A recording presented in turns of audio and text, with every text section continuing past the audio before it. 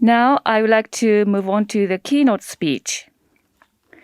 The keynote speaker is Dr. John Hamre, President and CEO of CSIS and former Deputy Secretary of Defense of the United States. He will speak on the topic of an interim assessment of the Biden administration's Indo-Pacific strategy. Dr. Hamre, I hand over to you.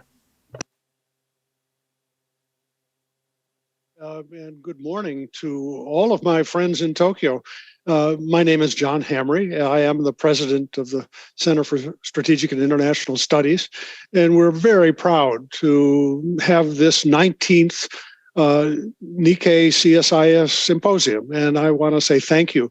I'm sorry that I cannot join you in person this morning in Tokyo. One of my very best friends died, and tomorrow we have his burial service at Arlington Cemetery, and I need to be here, and so I'm sorry that I cannot be there.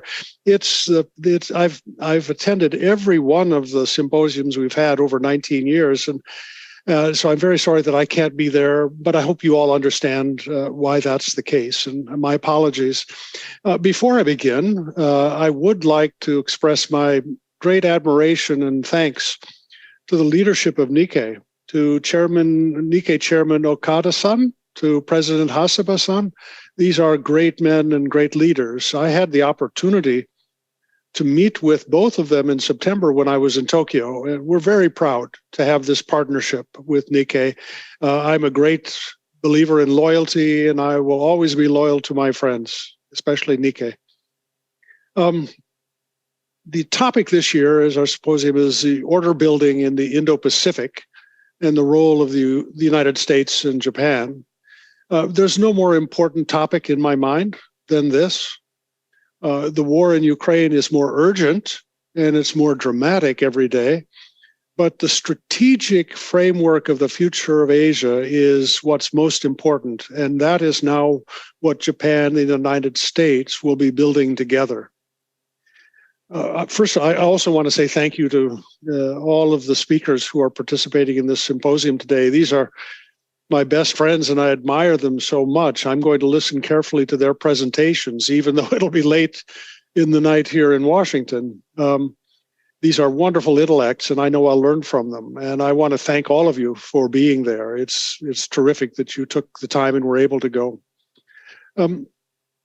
I was asked to give an interim assessment of the Biden administration's Indo-Pacific strategy. I will do that, but I will also refer to policies and directions of Japan under Prime Minister Kishida.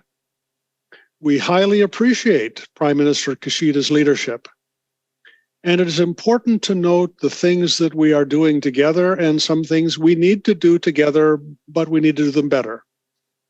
First, let me say I have a positive perspective on the Biden administration's policy agenda in Asia. There's been a remarkable consistency in American foreign policy, even during the rather strange years of the Trump administration.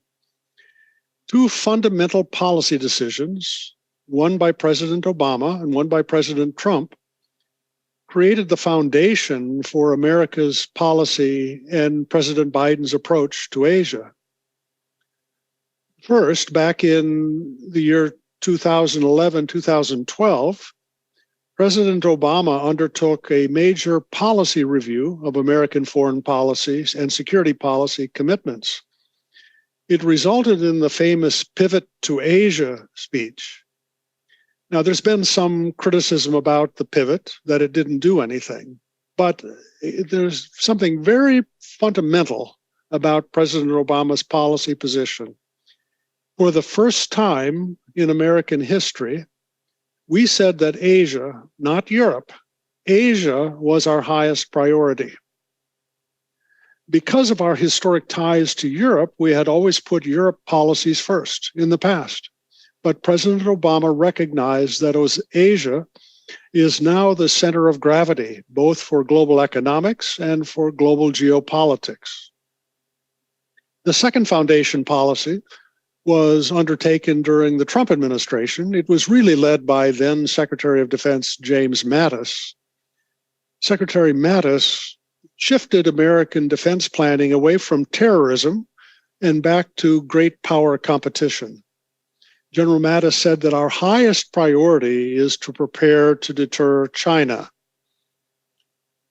Both of these foundational policy statements, the pivot to Asia and great power competition, focusing on China, both of these statements were really adopted by President Biden as well. So there is great continuity in America's security policy.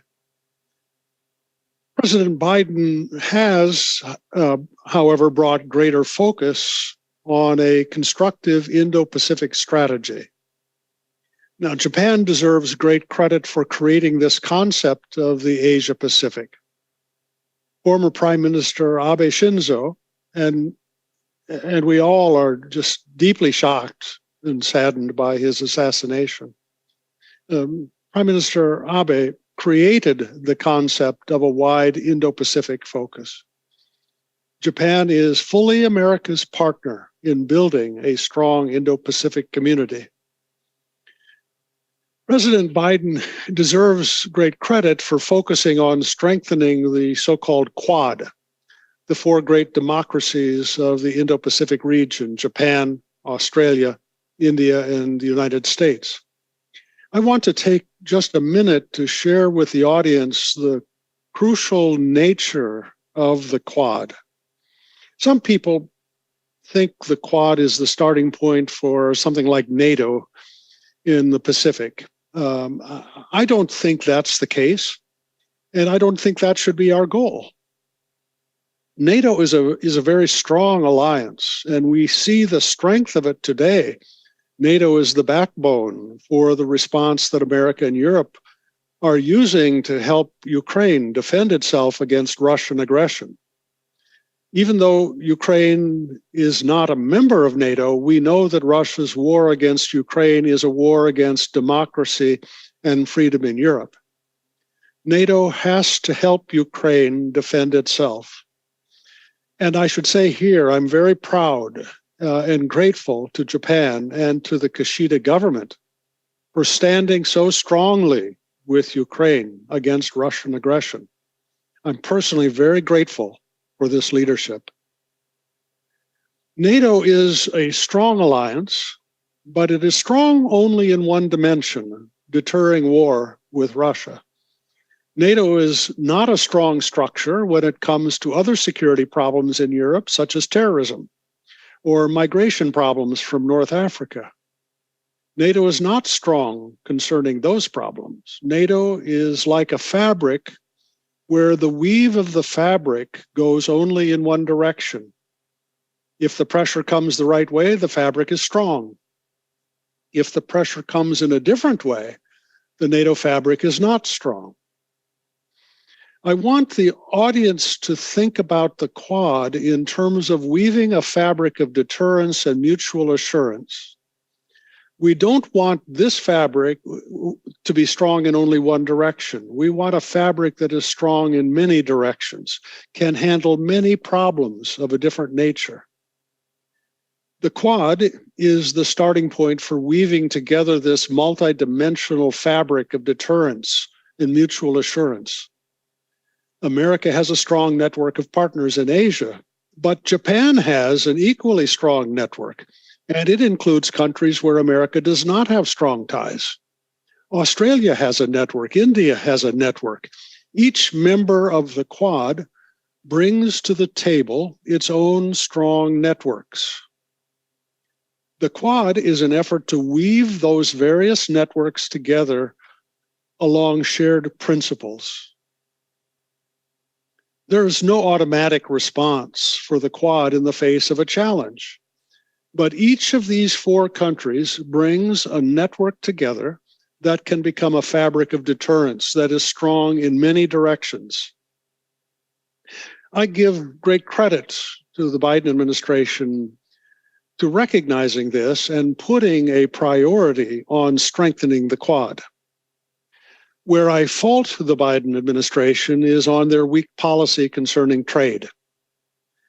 To its credit, the Biden administration did launch the so-called Indo-Pacific Economic Framework, or IPEF. IPEF is a good framework. But right now, there is very little content to IPEF. There are positive goals outlined for the IPEF, but the core is missing. Any real ideas for market access and expanding trade opportunities is what's most interesting in Asia, and that's missing. Now, I thought it was a terrible mistake when President Trump abandoned the Trans-Pacific Partnership trade framework. And I'm very grateful that Prime Minister Abe stepped in and pushed the adoption of the Comprehensive and Progressive Trans-Pacific Partnership, CPTPP. When American leadership stumbled, Japan stepped in. Japan lifted up the flag and carried the agenda forward. Japan deserves great credit for this. The Biden administration will not really promote trade liberalization because of internal contradictions within the Democratic Party. I think that's a mistake, honestly. Foreign policy in Asia is trade policy. And with no trade policy, America can't be a full partner in building this new Asia. Here is where I want to commend Japan and to thank Prime Minister Kishida. Japan has formulated a wise and sophisticated approach to dealing with all of the challenges presented by China. We cannot have permanently hostile relations with China. We can't fight over every single thing. Japan has a constructive balance in its approach to China, and the Quad is perfectly consistent with Japan's approach. The Biden administration has the right goals, but it has limited its use of tools because of the lack of a trade policy. I think that's one thing that needs to be addressed going forward. We're living in very challenging times. The war in Ukraine has shown to everyone the raw violence that can be unleashed on a whim by a dictator like Vladimir Putin. I was very disturbed when 6 days before the war, President Putin met with Chinese President Xi, and they embraced each other, announcing a partnership without limits. That was a very bad development. Now, in fairness, while President Xi said there were no limits to the partnership with Russia, China certainly has observed limits in its support to Russia. It's observed the sanctions. It has not tried to circumvent SWIFT financial restrictions. It has not provided significant material support to Russia. And China says that Ukraine's sovereignty needs to be respected. Still, China has given support and comfort to Russia during this terrible and illegal war. All of this has brought to Japanese and American citizens alike a very clear understanding of the threat that we face from authoritarian governments. I'm very grateful that Prime Minister Kishida has announced his support for significantly strengthening the military forces of Japan. Japan has a very competent military, but it needs to be stronger. And I commend Prime Minister Kishida for leading the way to build a stronger Japanese defense capability. Japan and the United States, but Japan faces an even more immediate threat, and that is missile launches by North Korea. One of the things that angered me, frankly, about President Trump was when he dismissed the threat of short-range missiles coming from North Korea. President Trump said he only cared about long-range missiles and demanded that North Korea not launch intercontinental missiles that would hit the United States. But he said he didn't really care so much about short-range missiles. That was wrong. That was the wrong position to take because it ignored our commitment of extended deterrence to Japan. We promised Japan that we would consider a nuclear attack on Japan as though it was identical to an attack on the United States. That means we have to take short-range missile launches just as seriously as we do ICBM launches as a threat to both of us.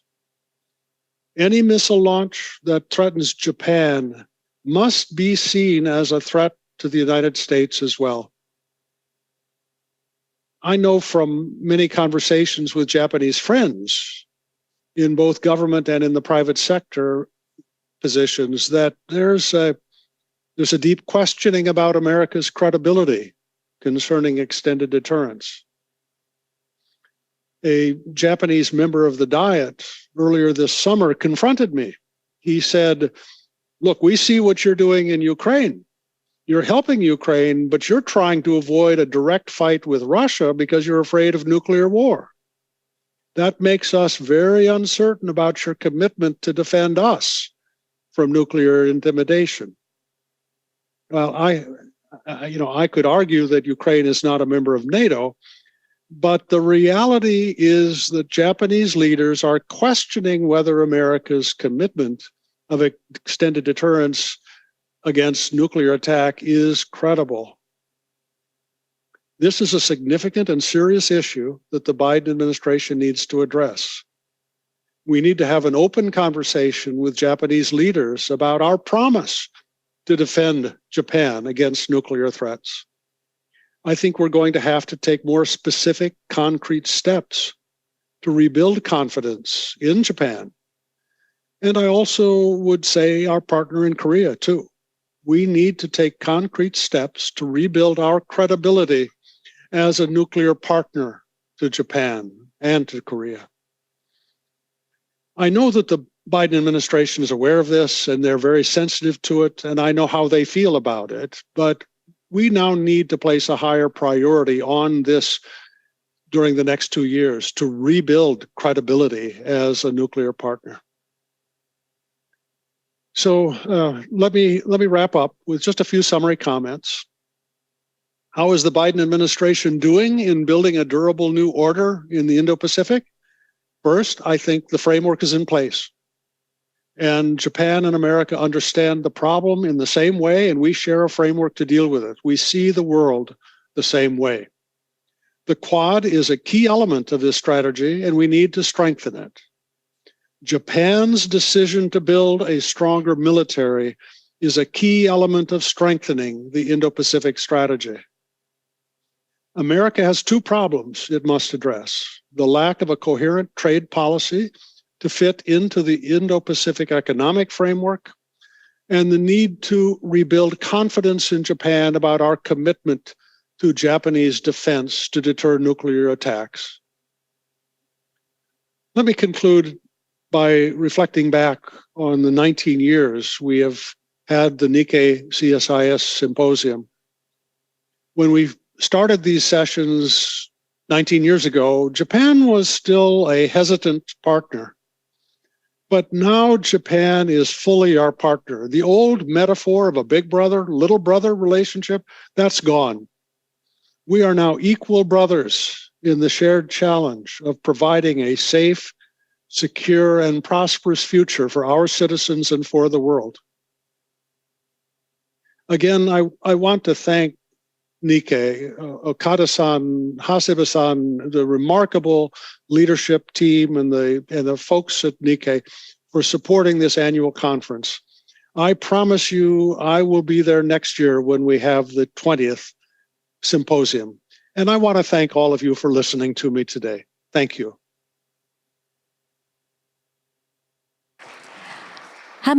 Thank you very much, Dr. Hamri.